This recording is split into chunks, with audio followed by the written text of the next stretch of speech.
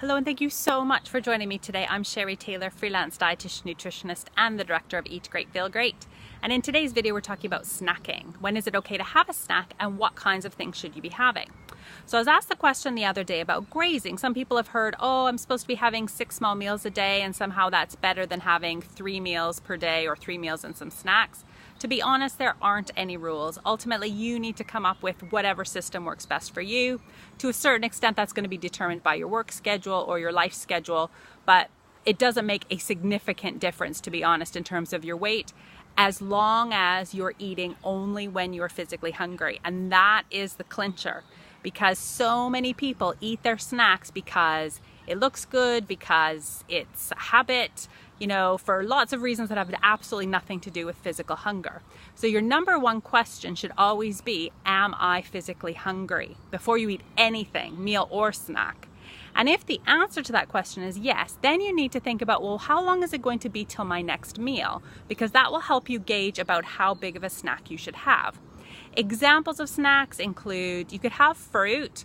Now, fruit by itself isn't going to sustain you for very long, so that's fine if it's only a couple hours till a meal. If you need something a bit longer, you might want, say, sliced apple dipped in cashew nut butter, or some people like celery with peanut butter inside, or you could have homemade protein balls, or you could have a yogurt, either cow's milk yogurt or soy yogurt, for example.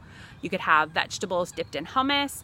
There's many possibilities, and it really comes down to how hungry you are, what other things you've had during the day, and how long is it until your next meal. Really, there aren't any rules, but do focus on what's going to nourish your body, because the types of things that people tend to pick for snacks are biscuits and chocolate and crisps. And to be honest, if you're physically hungry, or at least I know if I'm physically hungry, that isn't going to cut it.